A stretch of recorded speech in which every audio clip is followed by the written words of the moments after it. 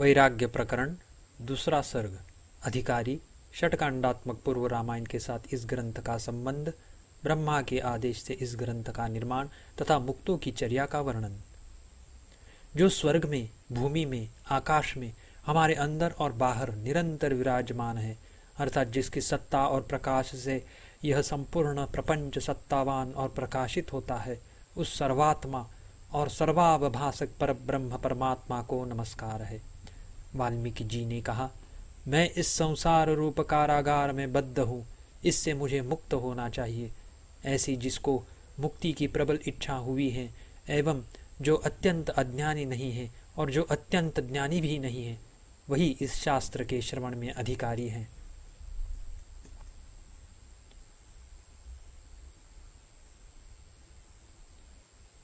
पहले जिसमें कथा रूप उपाय है, उस रामचरित वर्णनात्मक पूर्व रामायण का विचार कर जो मोक्ष के उपायभूत इन 6 प्रकरणों का विचार करता है, वह बुद्धिमान इस संसार में पुनः जन्म आदि दुख को प्राप्त नहीं होता।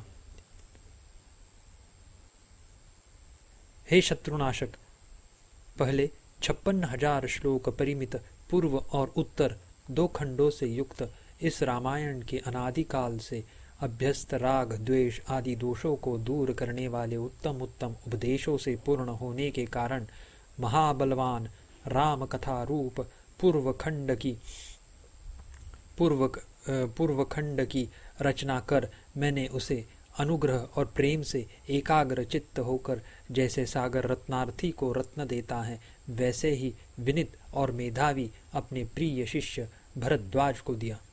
मेधावी भरद्वाज ने मुझसे पूर्व रामायण को प्राप्त कर सुमेरु पर्वतस्थ किसी वन में उसे ब्रह्मा को सुनाया।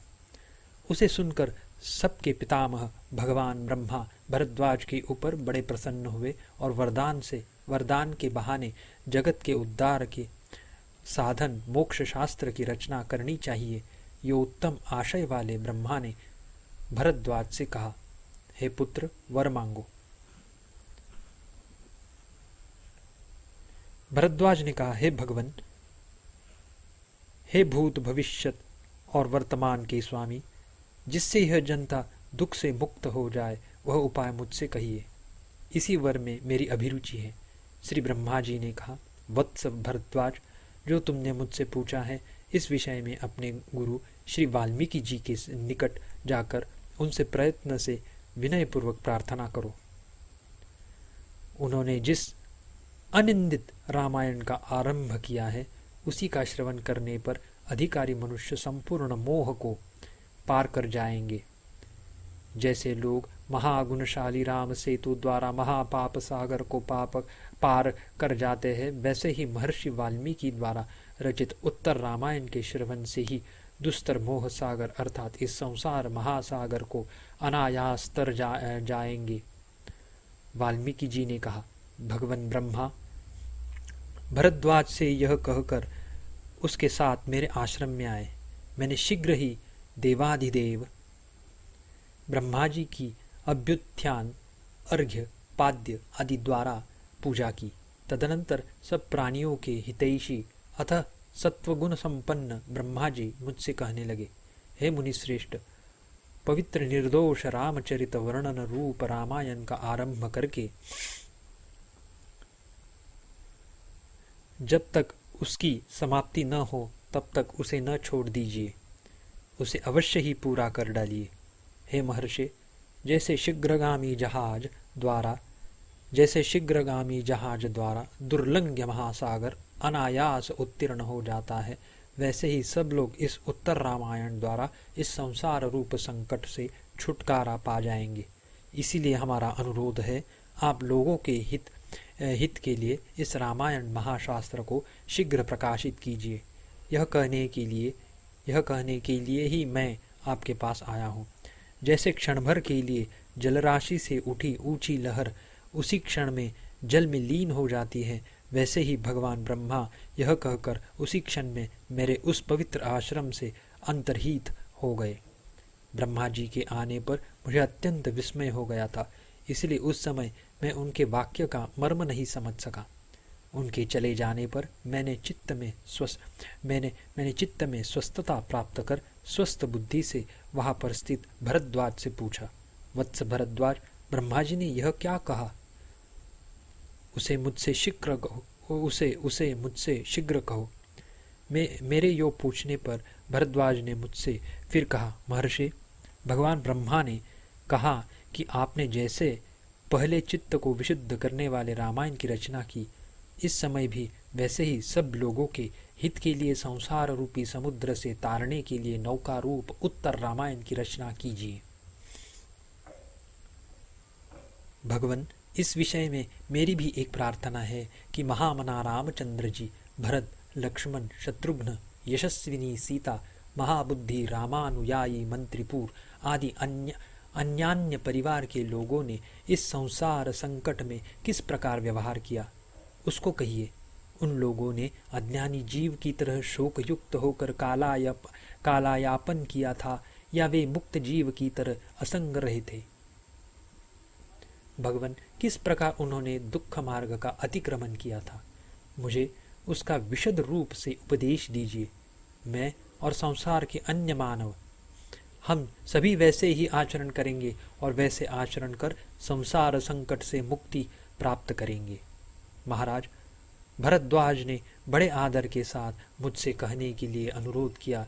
तब मैं भगवान ब्रह्मा की आज्ञानुसार उससे कहने के लिए प्रवृत्त हुआ। मैंने कहा, वत्स भरद्वाज, जो तुमने मुझसे पूछा है उसे मैं विस्तार से तुमसे कहता हूँ, सावधान होकर सुनो। उसे सुनने से तुम्हारा आत्मतत्व का अज्ञान रूप मल दूर हो जाएगा और मन की वृत्ति निर्मल हो जाएगी।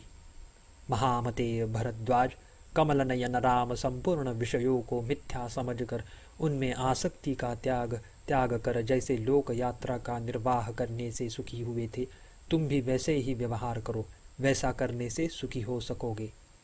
महामना लक्ष्मण, भरत, शत्रुघ्न, कौशल्य, सुमित्रा, सीता, दशरथ एवं राम के मित्र कृतास्त्र और अविरोध, पुरोहित वशिष्ठ, वामदेव, ये सभी परम ज्ञानी थे।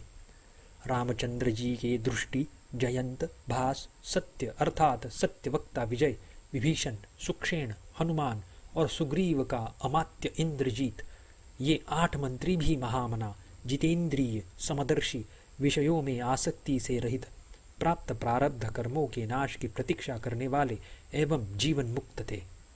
हे वत्स भरद्वाज, ये लोग जिस प्रकार और जिस भाव से श्रुति और स्मृति में कहे गए होम, दान आदि श्रौत स्मार्त कर्म, आदान प्रदान आदि लौकिक सब व्यवहार और इष्ट चिंतन आदि भीत कर्म का अनुष्ठान करते थे, तुम भी यदि वैसा ही कर सको तो तुम भी अनायास संसार रूपी संकट से मुक्त हो जाओगे। अधिक क्या कहूँ, उत्कृष्ट ज्ञान बल से युक्त व्यक्ति अपार संसार सागर में गिरने पर भी इस परम योग को प्राप्त कर इष्ट वियोग से उत्पन्न शोक, दुख, दीनता आदि संकटों से मुक्त होकर नित्य तृप्त हो जाता है। दूसरा सर्ग समाप्त।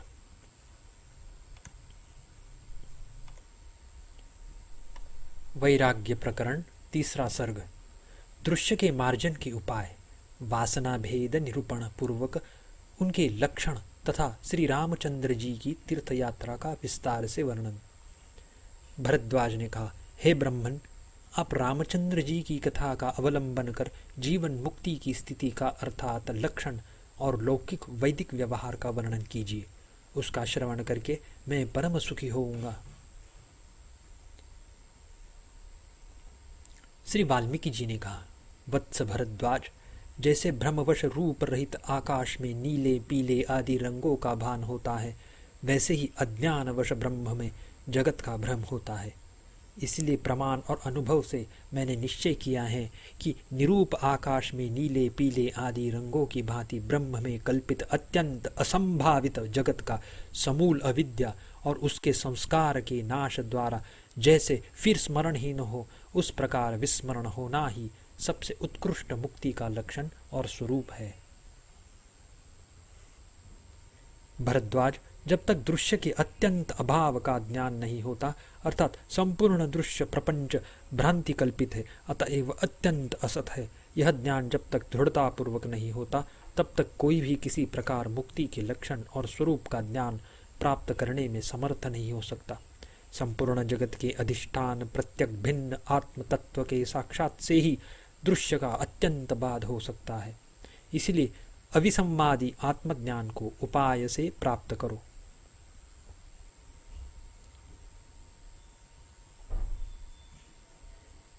हे अनघ, यह जगत वस्तुतः मिथ्या है।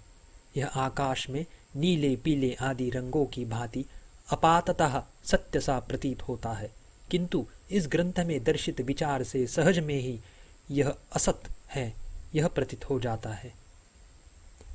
यद्यपि आत्मा ही अनुभव है तथापि वह दृश्य के साथ सम्मिलित है, अतः उसका अनुभव नहीं होता, किंतु मन की वृत्ति रूप आत्म तत्व साक्षात्कार रूप बोध द्वारा अविद्या का नाश होने से अविद्याजन्य दृश्य तीनों कालों में भी नहीं है, अर्थात वह मायावी की माया के समान तीनों कालों में मिथ्या है। जो उसका दृष्टा है वही सत्य है। यह सत आत्मा ही सर्वत्र विराजमान और प्रकाशमान है।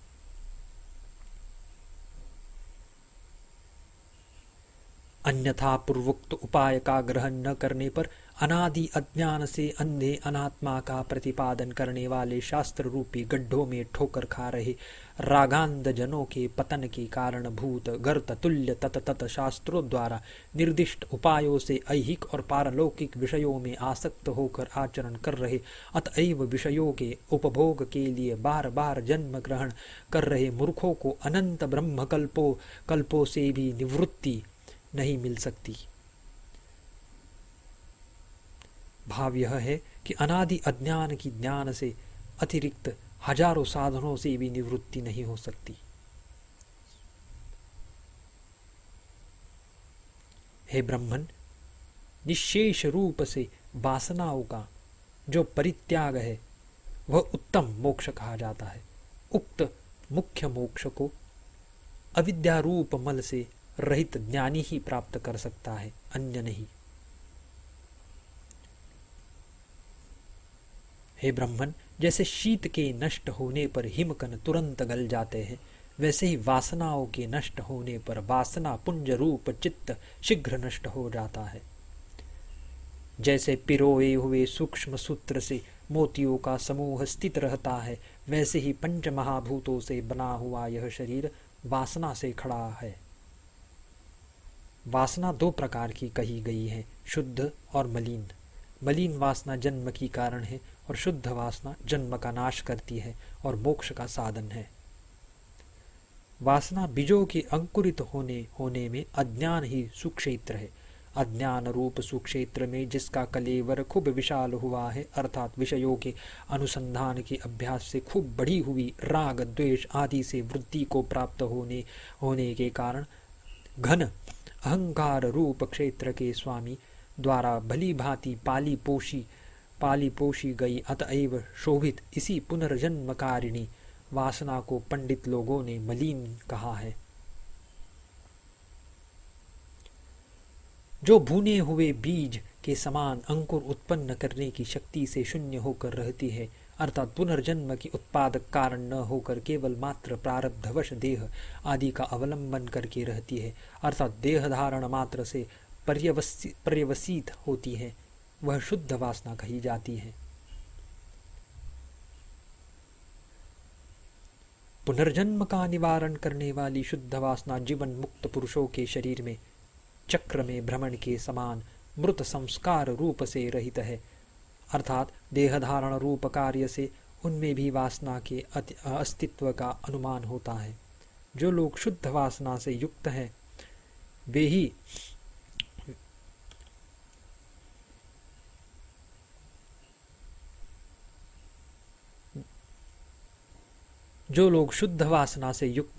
वे ही ज्ञात ज्ञेय होते हैं। ज्ञात ज्ञेय होकर वे फिर जन्म रूप अनर्थ के भाजन नहीं होते, अर्थात दुख भाजन पुनर्जन्म पर विजय पाकर जीवन मुक्त पद प्राप्त करते हैं। वे ही वास्तव में बुद्धिमान कहे जाते हैं।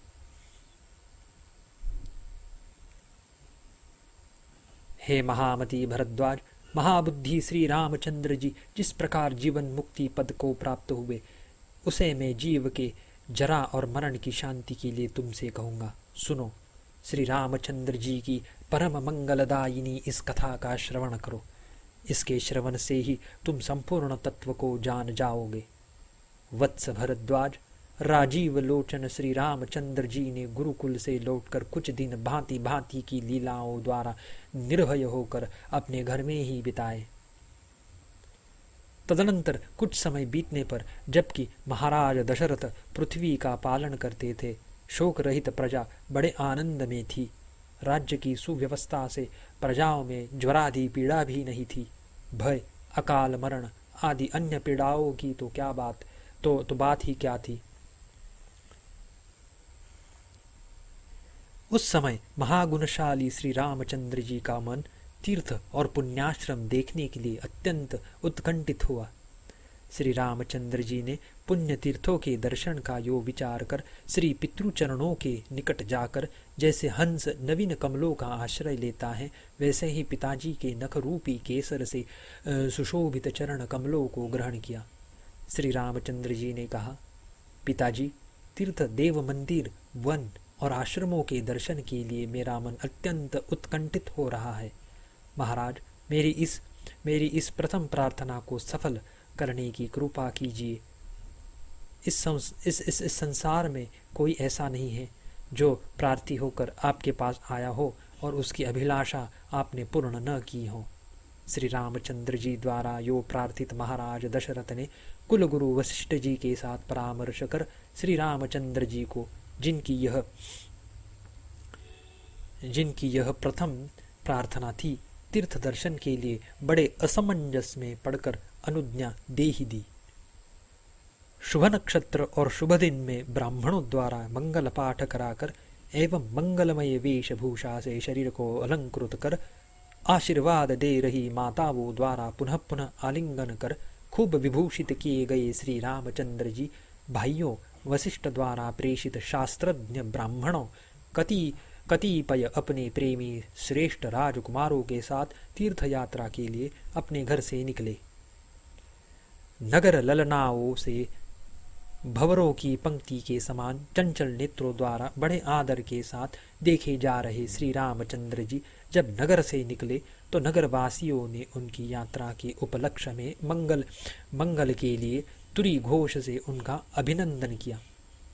जैसे बर्फ की झड़ियों से हिमालय आच्छादित हो जाता है, वैसे ही ग्रामीण महिलाओं के चंचल हाथों से बरसाई गई लाजा की वृष्टि से उनका शरीर व्याप्त हो गया। श्री रामचंद्र जी ब्राह्मणों को दान सम्मान आदि से अपने वश में करते, प्रजाओं के आशीर्वाद सुनते और दिशाओं के अंत भागों को देखते हुए गहन वनों में खूब घूमे। तदुपरांत अति श्रेष्ठ अपनी राजधानी कौशल से आरंभ कर श्री रामचंद्र जी ने स्नान, दान, तप, ध्यान करते हुए पवित्रतम नदी तट, पुण्यवन, आश्रम, जंगल, देशों की सीमाओं में स्थित समुद्र और पर्वतों के तट, चांदनी के समान स्वच्छ श्री भागीरथी, नीलकमल के तुल्य निर्मल श्री यमुना, सरस्वती, सतलज, चिनाब, इरावती, केवल वेणी नदी, कृष्णा से मिली हुई वेणी, निर्विंध्या, सरयू, चरमण्यवती, वितस्ता, व्यास, बाहुदा, प्रयाग, नैमिषारण्य, धर्मारण्य, गया, काशी, श्रीशैल, केदारनाथ, पुष्कर, क्रमप्राप्त मानस सरोवर, उत्तर मानस, हयग्रीव तीर्थ, अग्नि तीर्थ, महातीर्थ, इंद्रद्युम्नस्सर आदि पुण्य तीर्थ, सर, पुण्यतम नदियाँ, नद, तालाब आदि के सादर दर्शन किए।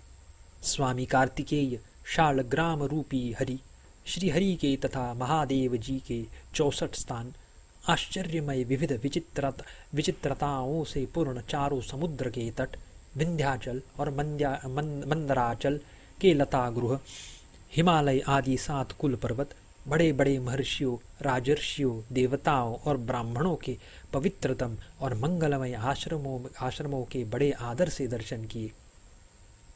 दूसरों का सम्मान करने वाले श्री रामचंद्र जी ने अपने भाइयों के साथ चारों दिशाओं के प्रांत भागों एवं संपूर्ण पृथ्वी में पुनः पुनः भ्रमण किया। जैसे संपूर्ण दिशाओं में विहार कर श्री शिवजी शिवलोक में जाते हैं, वैसे ही तत्त स्थानों में स्थित देवता, किन्नर और मनुष्यों द्वारा सत्कृत श्री रामचंद्र जी इस संपूर्ण भूमंडल को भली भांति देखकर अपने घर अयोध्या लौट आए। तीसरा सर्ग समाप्त।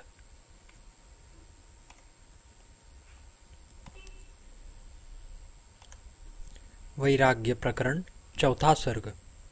श्री रामचंद्र जी की तीर्थ यात्रा से लौटने पर घर में मित्रों का आनंद समारोह तथा श्री रामचंद्र जी की आखेटचर्या आदि का वर्णन। श्री वाल्मीकि जी ने कहा, हे भरद्वाज, नगरवासियों ने श्री रामचंद्र जी के ऊपर पुष्पांजलियों पर पुष्पांजलियां बरसाई। यो नगरवासियों द्वारा सत्कृत श्री रामचंद्र जी जैसे श्रीमान जयंत स्वर्ग में प्रवेश करता है, वैसे ही अपने घर में प्रविष्ट हुए। तदुपरांत प्रथम प्रवास से लौटे हुए राम जी ने पिताजी को, कुलगुरु वशिष्ठ जी को, भाई बंधुओं को, ब्राह्मणों को, कुल के बड़े बूढ़ों को यथा योग्य प्रणाम किया। मित्रों ने, भाइयों ने, पिता ने और ब्राह्मणों ने श्री रामचंद्र जी को बार बार आलिंगन किया। आलिंगन करने वालों के प्रति यथा योग्य अभिवादन, प्रिय भाषण आदि सुंदर व्यवहार करने वाले श्री रामचंद्र जी हर्ष से फूले नहीं समाते थे। महाराज दशरथ के घर में श्री रामचंद्र जी के बांसुरी की कोमल ध्वनि के समान मधुर प्रिय वचनों से आह्लादित हुए लोग परस्पर दिशा दिशा में घूमने लगे, या हर्ष से उत्पन्न व्यामोह से उन्हें दिग्भ्रम हो गया, यह अर्थ है। श्री रामचंद्र के शुभागमन के उपलक्ष्य में 8 दिन तक बराबर आनंद पूर्वक उत्सव होता रहा। उक्त उत्सव हर्ष से खूब प्रसन्न लोगों द्वारा किए गए गंभीर कोलाहल से पूर्ण रहा।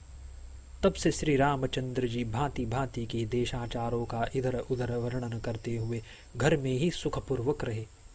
श्री रामचंद्र जी नित्य प्रातः काल शैया का त्याग कर विधि पूर्वक स्नान, संध्या आदि कर्म करके सभा में बैठे हुए इंद्रतुल्य अपने पिताजी का दर्शन करते थे और 1 प्रहर तक श्री वशिष्ठ आदि के साथ बैठकर ज्ञानपूर्ण विविध विचित्र कथाओं द्वारा बड़े आदर के साथ सत्संग कर तदनंतर शिकार खेलने की इच्छा से पिताजी की आज्ञा लेकर बड़ी भारी सेना के साथ वन वराह, वन महिष आदि से भरे हुए वन में जाते थे।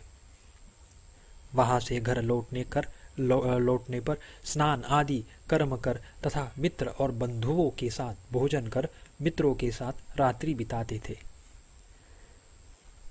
श्री रामचंद्र जी तीर्थ यात्रा से लौटकर लक्ष्मण और शत्रुघ्न के साथ प्रायः इस प्रकार की दिनचर्या करते हुए पिताजी के घर में सुखपूर्वक रहते थे।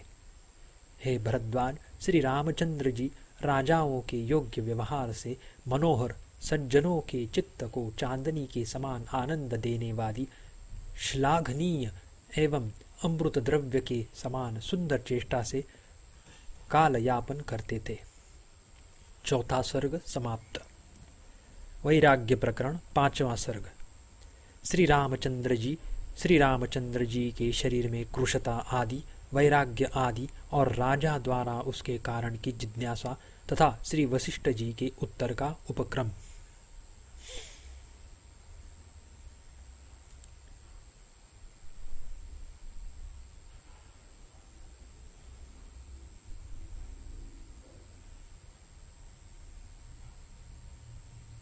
वाल्मीकि जी ने कहा, हे भरद्वाज, तदनंतर किसी समय जबकि रामचंद्र जी एवं रामानुयायी लक्ष्मण और शत्रुघ्न के पूरे 16 वर्ष के होने में कुछ महीनों की कसर थी, भरत सदा अपने नाना के घर में आनंद पूर्वक रहते थे और महाराज दशरथ सुचारू रूप से इस संपूर्ण पृथ्वी मंडल का पालन करते थे और महाप्राज्ञ एवं परामर्श करने में कुशल राजा राजपुत्रों के विवाह के लिए भी प्रतिदिन मंत्रियों के साथ परामर्श करते थे। तीर्थयात्रा कर चुकने पर अपने घर में ही स्थित श्री रामचंद्र जी जैसे शरद ऋतु में निर्मल तालाब दिन पर दिन सूखता जाता है, वैसे ही दिन पर दिन क्रूश होने लगे। जैसे भ्रमर पंक्ति से युक्त पाकावस्था में अधिक खिला हुआ सफेद कमल पीला हो जाता है, वैसे ही राजकुमार का विशाल नेत्रों से युक्त मुख पीला पड़ गया। कपोल में हाथ रखे हुए और पद्मासन से बैठे श्री राम जी सदा चिंता से ग्रस्त, चुपचाप और निश्चेष्ट रहते थे। उनका शरीर क्रूश हो गया था, चिंता उन्हें नहीं छोड़ती थी, वे सदा दुखी और उदास रहते थे। चित्रलिखित के समान वे किसी से कुछ बोलते भी न थे। परिजनों के बार बार प्रार्थना करने पर कष्ट से स्नान, संध्या वंदन आदि अवश्य कर्तव्य दैनिक कर्म करते थे। उनका मुख कमल म्लान होते गया था। विविध गुणों के आगर श्री रामचंद्र जी को पूर्वोक्त चिंता आदि से युक्त देखकर उनके भाई लक्ष्मण और शत्रुघ्न भी उसी अवस्था को प्राप्त हुए। सभी पुत्रों को दुखी और क्रूश देखकर रानियों के साथ महाराज दशरथ को बड़ी चिंता हुई। हे भरद्वाज महाराज, पुत्र तुम्हें कौन सी बड़ी चिंता है? इस प्रकार बड़ी मधुर वाणी से बार बार पूछते थे, परंतु रामचंद्र जी उनको कुछ भी नहीं बताते थे। पिताजी, मुझे कुछ भी दुख नहीं है, यह कहकर कमल नयन श्री रामचंद्र जी पिताजी की गोद में जाकर चुपचाप बैठ जाते थे। तदनंतर महाराज दशरथ ने राम किस लिए खिन्न है, यह वक्ताओं में श्रेष्ठ तथा संपूर्ण कार्यों के ज्ञाता श्री वशिष्ठ जी से पूछा। दशरथ जी के यो पूछने पर विचार कर महर्षि वशिष्ठ जी ने राजा से कहा, राजन, इसमें कुछ कारण है, पर श्रीमन आप दुखी न हो। जैसे संसार में पृथ्वी, जल आदि महाभूत सृष्टि और प्रलय के बिना छोटे छोटे कारणों से वृद्धि और क्षय रूप विकारों को प्राप्त नहीं होते, वैसे ही सत्पुरुष भी छोटे मोटे कारणों से क्रोध, विषाद और हर्ष के वशीभूत नहीं होते। 5वां सर्ग समाप्त। वैराग्य प्रकरण 6वां सर्ग। विश्वामित्र जी का आगमन, राजा द्वारा उनका विधिवत पूजन तथा ऋषि के आगमन जनित हर्षोद्रेक से जो आप आज्ञा करेंगे उसका मैं विधिवत पालन करूंगा। यो प्रतिज्ञा।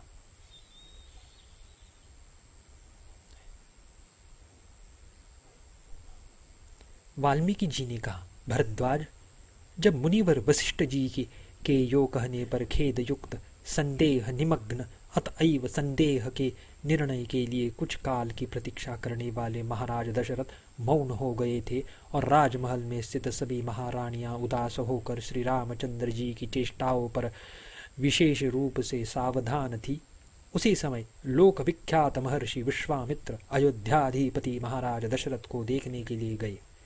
महामती महर्षि विश्वामित्र सदा यज्ञ, याग आदि धर्म कार्य ही किया करते थे। माया, वीर्य और बल से उन्मत्त राक्षसों ने उनके यज्ञ को सर्वथा विध्वस्त कर डाला। जब वे अविघ्न पूर्वक यज्ञ समाप्त करने में समर्थ नहीं हुए, तब यज्ञ की रक्षा के लिए उनको राजा के पास जाने की इच्छा हुई और राक्षसों के विनाश के लिए कटिबद्ध महातेजस्वी महर्षि विश्वामित्र अयोध्या नगरी में पहुंचे। वहां पहुंचकर राजा के दर्शन पाने की इच्छा से उन्होंने द्वारपालों से कहा, महाराज से शीघ्र जाकर कहो कि गाधी पुत्र विश्वामित्र आए हुए हैं। उनके वचन सुनकर द्वारपाल राजमहल में गए। पूर्वोक्त वाक्य से प्रेरित द्वारपालों ने विलंब होने पर कहीं महर्षि शाप न दे डाली। इसी भय से शीघ्र सभागृह में जाकर विश्वामित्र जी के आने का समाचार प्रधान यष्टिधारी से कहा। उसने त्वरा से सभा मंडप में राजाओं के मध्य में विराजमान महाराज को श्री विश्वामित्र जी के आने का समाचार कह सुनाया। महाराज, ड्योढ़ी पर प्रातः काल के सूर्य के समान तेजस्वी, बड़े प्रभावशाली अग्नि की ज्वाला के तुल्य जटाजूट से सुशोभित एक तपस्वी पुरुष खड़े हैं, जिन्होंने अपने तेज से उस प्रदेश को ऊपर दैदीप्यमान पताका तक और आसपास हाथी, घोड़े, पुरुष और आयुधों तक को सुवर्णमय बना दिया है। महर्षि विश्वामित्र जी आए हैं। ऐसा विनम्र वाणी से महाराज से कह रहे प्रधान यष्टिधारी को देखते ही उसके वचन सुनकर मंत्रियों और सामंतों के साथ महाराज सुवर्ण के सिंहासन से उठ खड़े हुए। उनके अनेक राजाओं द्वारा परिवृत्त वशिष्ठ और वामदेव जी के साथ महाराज पैदल ही जहाँ पर विश्वामित्र जी थे वहाँ को चल दिए। उन्होंने ड्योढ़ी पर खड़े हुए मुनि श्रेष्ठ विश्वामित्र जी के दर्शन किए।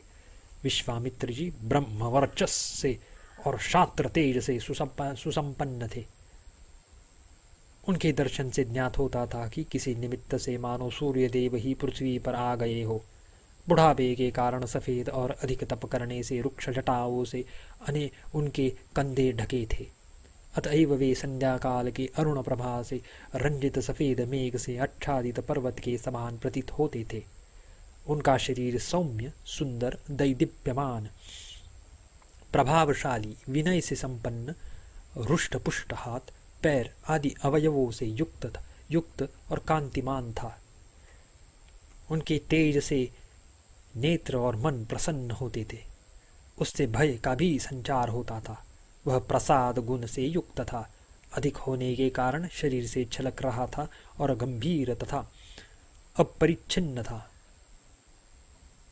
उक्त प्रसन्न गंभीर तेज से ऋषि की कांति अनुरंजित थी। उनके हाथ में चिरकाल से परिगृहित एक सुंदर और चिकना कमंडलू था। उनका चित्त स्निग्ध और प्रसन्न था। उनका हृदय दया से परिपूर्ण था। इसीलिए भाषण आदि भी सुमधुर था और प्रसन्न दृष्टिपात अमृत तुल्य था। वे जिधर दृष्टि डालते थे उस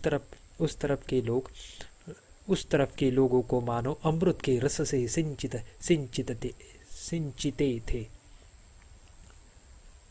उनके कंधे में अवस्था के अनुरूप यज्ञोपवीत थे। उनकी भौएं सफेद और ऊंची थी। दर्शकों के हृदय में अत्यंत आश्चर्य का संचार कर रहे मुनिवर को देखकर राजा ने दूर से ही नम्र होकर उन्हें प्रणाम किया। नमने से राजा के मुकुट से मणियां पृथ्वी पर बिखर गई। जैसे सूर्य इंद्र का प्रत्यभिवादन करते हैं, वैसे ही विश्वामित्र जी ने भी मधुर और उदार वाणी द्वारा आशीर्वाद देकर राजा का प्रत्यभिवादन किया। तदनंतर वशिष्ठ आदि सभी ब्राह्मणों ने स्वागत आदि के क्रम से आदरपूर्वक उनकी पूजा की। महाराज दशरथ ने कहा, भगवान, जैसे सूर्य अपने तेजोमय दर्शन द्वारा कमल के तालाबों पर अनुग्रह करते हैं, वैसे ही अनायास प्राप्त आपके अद्भुत तेजोमय दर्शनों से हम लोग अत्यंत अनुग्रहित हुए हैं। महर्षि, जो अनादि क्षय रहित और अविनाशी परम पुरुषार्थ रूप सुख है, आपके दर्शनों से वह सुख मुझे प्राप्त हुआ है।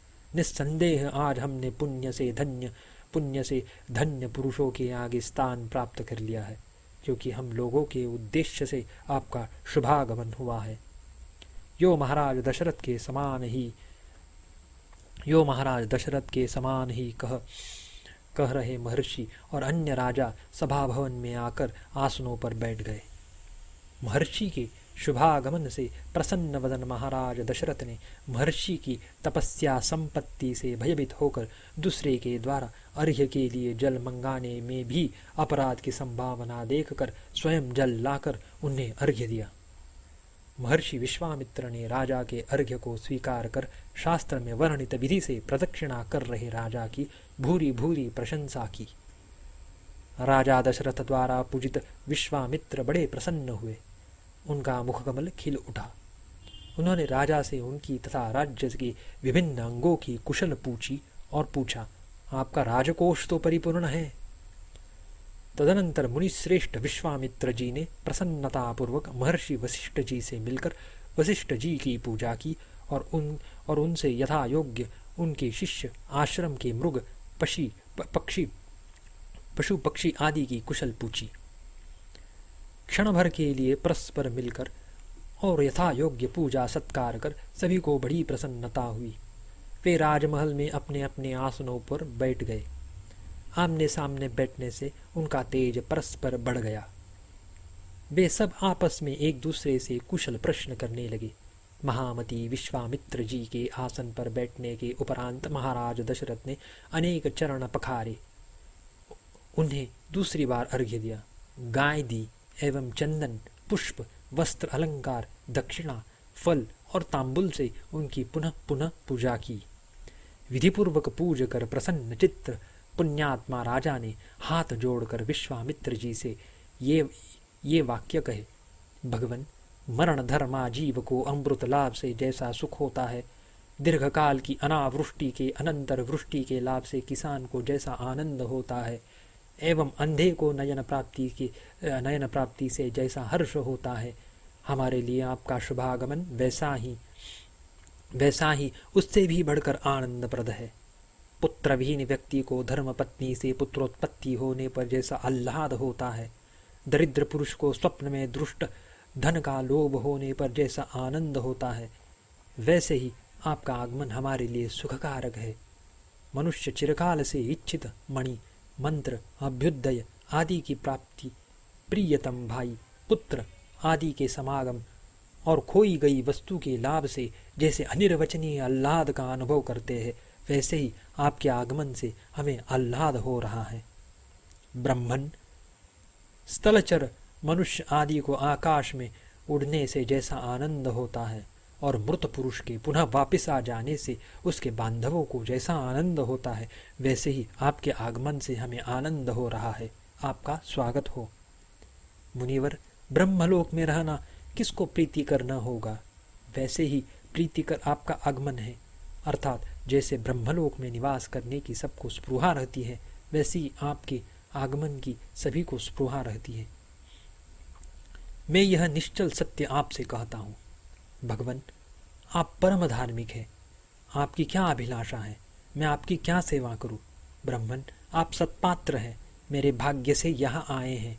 भगवन, आप पहले राजर्षि शब्द से अभिहित होते थे, इस समय तपस्या से ब्रह्मर्षित्व को प्राप्त हुए परम वर्चस्वी आप मेरे परम पूज्य हैं। जैसे गंगा जल के स्नान से मुझे प्रसन्नता होती है, वैसे ही आपके दर्शन से प्रसन्नता हुई है। उक्त प्रसन्नता मेरे हृदय को शीतल कर रही है। भगवन, आपको न किसी वस्तु की अभिलाषा है, न किसी से भय है और न क्रोध ही है। आप में राग भी नहीं है, आदि व्याधि आदि विपत्तियां भी नहीं है। फिर भी आप मेरे पास आए हैं, यह बड़ी आश्चर्य की बात है।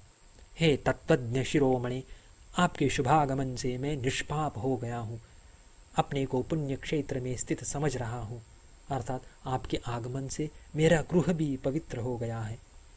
अधिक क्या कहूँ, मैं अपने को अमृतमय चंद्रमंडल में निमग्न समझ रहा हूँ। मुने, मुझे प्रतीत हो रहा है कि आपका शुभागमन साक्षात ब्रह्म का शुभागमन है। आपके आगमन से उत्पन्न पुण्य से मैं पवित्र हुआ हूँ, यश और अभ्युदय से अनुग्रहित हूँ। आज आपके आगमन से उत्पन्न पुण्य से अनुरंजित मेरा जन्म सफल हो गया है और मेरा जीवन सार्थक हो गया है।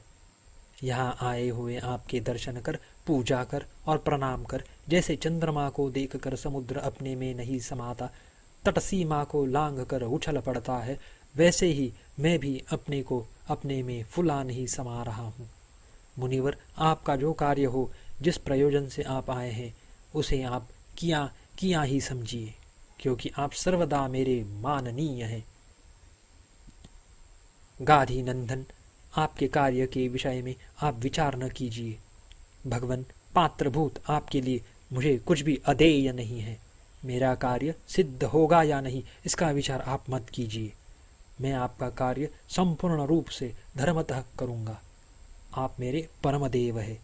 आत्मवीत महाराज दशरथ द्वारा विनयपूर्वक कहे गए श्रुति मधुर सुमिष्ट वचनों को सुनकर प्रख्यात कीर्ति और विख्यात गुण वाले मुनिपुंगव विश्वामित्र परम प्रसन्नता को प्राप्त हुए। 6वां सर्ग समाप्त।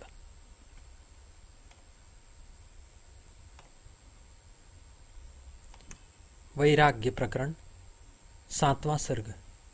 राजा की प्रशंसा कर श्री विश्वामित्र जी का अपने आगमन का प्रयोजन कहना तथा राक्षसों के विनाश के लिए श्री रामचंद्र जी को मांगना। वाल्मीकि जी ने कहा, भरद्वाज, महाराज के आश्चर्यपूर्ण उक्त विस्तृत वाक्य को सुनकर महामुनि विश्वामित्र जी के शरीर में रोमांच छा गए। उन्होंने पुलकित होकर राजा से कहा, महाराज, भूलोक में ऐसा वाक्य आपके ही योग्य है, क्योंकि आप महावंश में उत्पन्न हुए हैं और गुरु वशिष्ठ जी के आज्ञाकारी हैं। महाराज, मैं जो कहना चाहता हूँ उसके विषय में आप कर्तव्य का निश्चय कीजिए और धर्म का परिपालन कीजिए। परमश्रेष्ठ, मैं सिद्धि लाभ के लिए यज्ञ आरंभ करता हूँ। भीषण राक्षस मेरे यज्ञ में विघ्न करने के लिए आ जाते हैं। जब जब मैं यज्ञ द्वारा देवताओं का भजन पूजन करता हूँ तब तब राक्षस मेरे यज्ञ को छिन्न भिन्न कर देते हैं। मेरे बहुत बार यज्ञ आरंभ करने पर राक्षस नायकों ने यज्ञ भूमि को मांस और रक्त से पाट दिया। मेरे यज्ञों के यो विघ्नों द्वारा छिन्न भिन्न होने पर मेरा उत्साह जाता रहा। इस बार फिर मैंने यज्ञ का आरंभ किया है, उसके प्रतिकार के लिए आपके पास आया हूँ।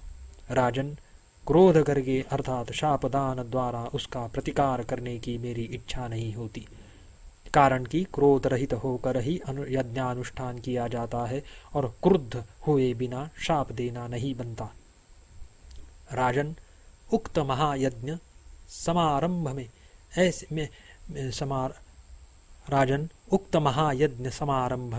ऐसी मेरी यज्ञ दीक्षा है।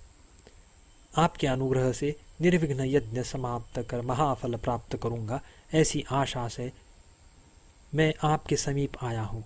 राजन, मैं अत्यंत आर्त और शरणार्थी हूँ, आप मेरी रक्षा कीजिए। प्रार्थियों को निराश करना सज्जनों का तिरस्कार है, अर्थात तिरस्कार के समान ग्लानिकर है। राजन, आपके पुत्र श्री रामचंद्र जी मत्त सिंह के समान पराक्रमशाली, अत्यंत शोभा संपन्न, महेंद्र के समान शौर्य संपन्न और राक्षसों के विनाश में दक्ष है। अमोघ पराक्रम वाले काक पक्षधारी शूर वीर अपने ज्येष्ठ पुत्र श्री रामचंद्र जी को आप मुझे दीजिए। मैं अपने दिव्य तेज से इनकी रक्षा करूंगा। यो मेरे तेज से सुरक्षित वे यज्ञ के विध्वंसक राक्षसों के शीर काटने के लिए समर्थ है। मैं भी निस्सिम प्रभाव से युक्त और विविध अस्त्र शस्त्र और विद्या देकर श्री रामचंद्र जी का कल्याण करूंगा, जिससे वे तीनों लोकों में पूज्य हो जाएंगे। जैसे क्रुद्ध सिंह को देखकर मृगवन में पैदा हुए हरिण की ओट में खड़े नहीं हो सकते, वैसे ही वे राक्षस श्री राम के सामने खड़े नहीं हो सकते। जैसे क्रुद्ध सिंह के सिवा दूसरा कोई जीव मत्त हाथियों से नहीं लड़ सकता, वैसे ही श्री राम जी के सिवा दूसरा पुरुष उनसे नहीं लड़ सकता। एक तो राक्षस ही बल से गर्वित, अत्यंत पापी, युद्ध में कालकूट से भी अधिक तीव्र, कुपित यम के समान अति दारुण है। उस पर फिर वे हैं खरदूषण के सेवक। महाराज, जैसे मेघ की मुसलधार वृष्टि को धूलिकण नहीं सह सकते, वैसे ही श्री रामचंद्र जी की बाण वृष्टि को राक्षस नहीं सह सकेंगे। महाराज, आप यह मेरा पुत्र है ऐसा प्राकृत स्नेह न कीजिए, क्योंकि संसार में महात्मा पुरुषों के लिए कोई वस्तु अदेय नहीं है। महाराज, तपोबल से निस्संदेह जानता हूँ और आप भी मेरे वचन से जानिए कि विघ्नकारी संपूर्ण राक्षस मरे हुए ही हैं, क्योंकि मेरे सदृश महामती पुरुषों की संदिग्ध विषय में प्रवृत्ति ही नहीं होती। मैं जानता हूँ महातेजस्वी वशिष्ठ जी जानते हैं और अनन्य महात्मा भी जानते हैं कि कमल नयन श्री रामचंद्र जी महात्मा है, सामान्य पुरुष नहीं है। यदि धर्म, महत्ता और यश की रक्षा करनी चाहिए, ऐसी आपकी वासना हो तो मेरे इच्छित की सिद्धि के लिए श्री रामचंद्र जी को मुझे दीजिए। रामचंद्र जी जिस यज्ञ में मेरे यज्ञ के विध्वंसक और सर्वविघ्नकारी राक्षसों को मारेंगे, मेरा यह यज्ञ 10 दिन में पूरा होगा। अतएव हे महाराज, इस विषय में आपके वशिष्ठ आदि मंत्री अनुमति प्रदान करें। उनकी अनुज्ञा से आप रामचंद्र जी को मेरे साथ भेजिए।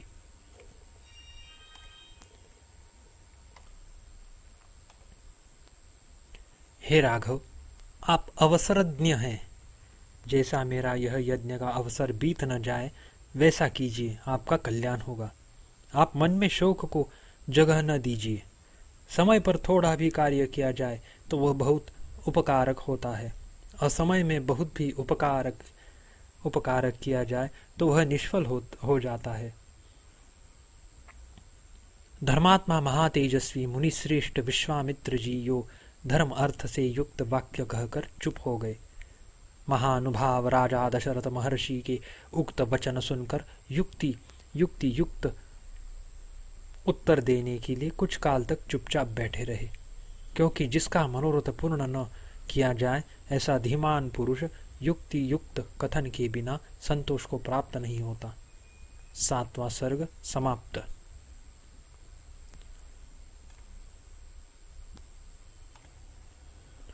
वैराग्य प्रकरण 8वां सर्ग। राजा का श्री रामचंद्र जी में अधिक स्नेह होने के कारण उनमें युद्ध की अयोग्यता का वर्णन तथा रावण आदि के बल को जानकर राजा के विषाद का वर्णन। वाल्मीकि जी ने कहा, भरद्वाज, राजश्रेष्ठ दशरथ विश्वामित्र जी के उक्त वचन सुनकर एक क्षण के लिए चित्रलिखित की नाई निश्चेष्ट हो गए और तदनंतर दीन वचन कहने लगे। मुनिवर, कमल नयन श्री राम अभी पूरे 16 वर्ष का भी नहीं हुआ। मैं इसमें राक्षसों के साथ युद्ध करने की योग्यता नहीं देखता हूँ। प्रभो, यह मेरी पूर्ण एक औक्षोहिणी सेना है जिसका मैं अधीश्वर हूँ।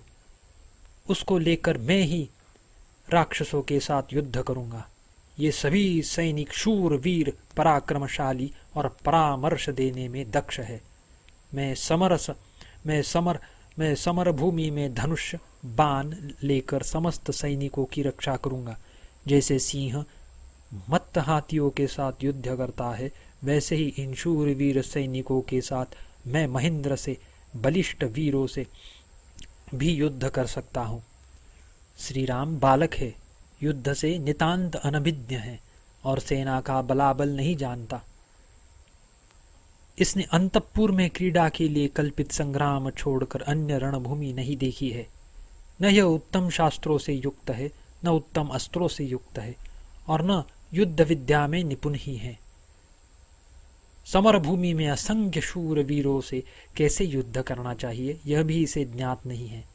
युद्ध निपुणता तो दूर रही, केवल यह राजकुमारों के साथ पुष्पों से सुशोभित नगरोपवनों में उद्यान के कुंजों में परिभ्रमण करना तथा भांति भांति के पुष्पों से व्याप्त अपने महल के आंगन में क्रीड़ा करना जानता है। आजकल तो मेरे दुर्भाग्य से हिम से कमल के समान कमल वदन श्री राम अत्यंत क्रूश और पीला हो गया है। वह न अन्न खा सकता है, न घर में घूम फिर सकता है। हृदयगत दुख से व्याकुल होकर चुपचाप बैठा रहता है। मुनिश्रेष्ठ, उसके कारण मैं, मेरी रानियां, मेरे सेवक वर्ग सब के सब शरत काल के मेघ के समान निस्सार हो गए हैं। शरीर से इतना सुकुमार अवस्था से बालक मेरा बच्चा है, उस पर उसे मानसिक पीड़ा ने जकड़ रखा है। ऐसी परिस्थिति में उसे मैं निशाचरों के साथ लड़ने के लिए आपको कैसे दूं? मुनीश्वर, बालांगना के अंग का संग, सुधारस का सेवन, राज्य का आधिपत्य आदि जितने प्रकार के सुख है, उन सब की अपेक्षा मैं पुत्र स्नेह जनित सुख को अधिक महत्व देता हूँ। अर्थात पूर्वोक्त सुख धर्म के फल है, पर वे पुत्र स्नेह जनित सुख से बढ़कर नहीं है। तीनों लोकों में धार्मिक लोग भी दीर्घकाल में सिद्ध होने वाले परिश्रम साध्य क्लेशकारी तपस्या आदि महारंभों को पुत्र स्नेह से ही निस्संदेह करते हैं। मुनिश्रेष्ठ, मनुष्य प्राण धन संपत्ति और स्त्रियों को छोड़ सकते हैं, मगर पुत्र को नहीं छोड़ सकते। यह प्राणियों का स्वभाव है। राक्षस बड़े क्रूर कार्य करने वाले और कूट युद्ध में दक्ष हैं। श्री रामचंद्र उनके साथ युद्ध करे, यह कल्पना ही मेरे लिए अति असहनीय है। मुनिवर, मैं जीने की इच्छा करता हूँ, लेकिन रामचंद्र से क्षण भर के लिए भी वियुक्त होकर मैं जी नहीं सकता। भगवान, मुझे उत्पन्न हुए 9000 वर्षों तक पुत्र की कामना सताती रही। तदुपरांत बड़े कष्ट से मैंने इन 4 बेटों को उत्पन्न किया है। इन चारों में कमल नयन राम सर्वप्रधान है। उसके बिना उसके 3 भाई भी नहीं जी सकेंगे। जिसको ले जाने से अवशिष्ट तीनों का भी मरण अवश्यंभावी है, उस श्री राम को आप मृत्यु रूप राक्षसों के समीप ले जा रहे हैं, तो चारों पुत्रों से हीन मुझे आप मरा ही जानिए। 4 पुत्रों में से रामचंद्र के ऊपर ही मेरा सर्वाधिक प्रेम है, क्योंकि वह सर्वश्रेष्ठ और धर्मात्मा है, इसलिए राम को आप मत ले जाइए।